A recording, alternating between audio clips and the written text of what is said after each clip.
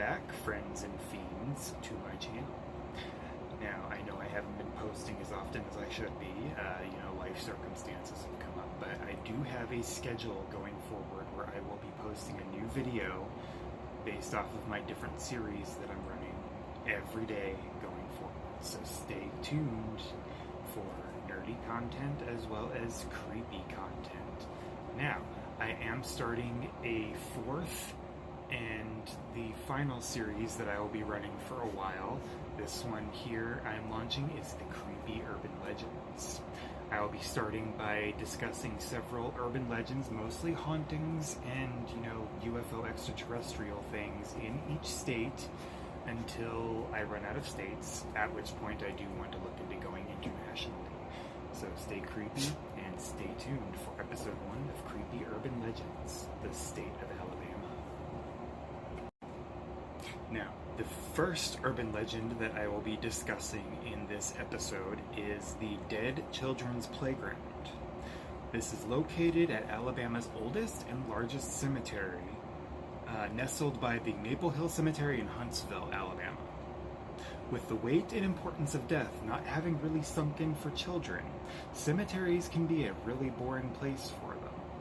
So to combat this issue with dealing with little ones, a park was built adjacent to the cemetery for the children to spend their time in, while parents and relatives mourn and pay respects within the grounds of the cemetery.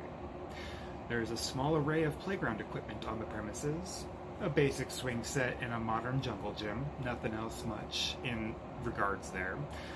However, this location, when it was initially built, was set at a low point in the cemetery grounds, surrounded on 3 sides by trees and rocks.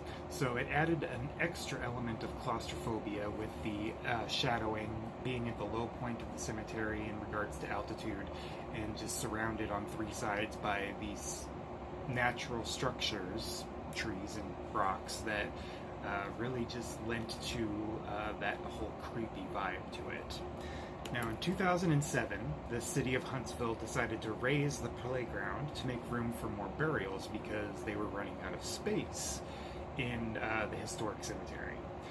However, the locals of Huntsville were outraged by the removal of the playground, and so much so that a new one was developed, in effect resurrecting the playground from the dead, because it's always good to throw little puns in there at times. Now today, this playground is known to locals as the Dead Children's Playground, and this seemingly innocuous location has accumulated a long list of paranormal reports. Witnesses have reported things from the swings moving on their own, spheres of cold ghost light floating around, and sightings of spectral children running around playing in the moonlight. Would you dare venture into the Dead Children's Playground? Now, if dead children weren't creepy enough, the next stop on our list of urban legends for the state of Alabama is so admirably named Hell's Gate Bridge. This bridge was built sometime around 1930 and is located in Oxford, Alabama on Boiling Springs Road, bridging the banks of the, I hope I'm pronouncing this right, the Chocolico Creek. It's a weird spelling. I'll put it up on here for captions just so that way it can be looked into. If you didn't know to look for it, you may not even find it. It is an old, dilapidated bridge that is no longer in use, as it has been deemed unsafe to use anymore.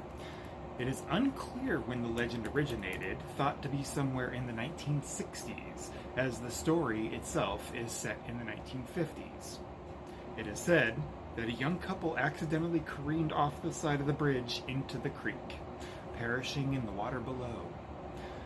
It is said that while cars were still able to cross the bridge, can't do that anymore because now they have concrete blocks set up on each side and it is fenced off. If you were to cross at night, park in the middle of it and turn off the car lights, that you might end up with a spectral passenger in the back seat. While you may not hear or see them, you would notice later that there was a wet spot on the back seat from the visitors.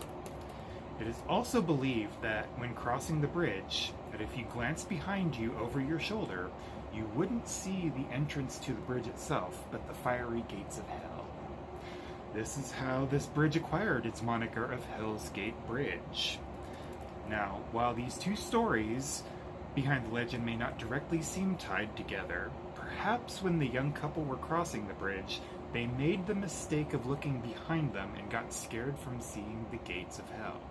So that is what caused the accident. Possibly. As neither of these stories have clear origins from when they started or how they came about, we may never know the truth. Would you venture to the Hell's Gate Bridge? Now lastly, my creeps and freaks and fiends, the last stop that we're going to be taking on this Urban Legends of Alabama is the ghost of Sally Carter. With ghost stories about Sally starting as early as 1919, Sally Carter was a 15-year-old child when she passed in November of 1837. The legend of Sally Carter's ghost was at peak popularity in the 1960s, as taking a ride to her gravesite was a rite of passage for teenagers in the 60s and the 70s. Now, a little backstory on Sally. She had passed away at Cedarhurst, a plantation-style home in southeast Huntsville. So we're back in Huntsville, where the Dead Children's Playground was. After a brief stint of illness, the house itself is still in location, serving as a clubhouse these days for a townhouse community. And Sally's upstairs bedroom has been preserved.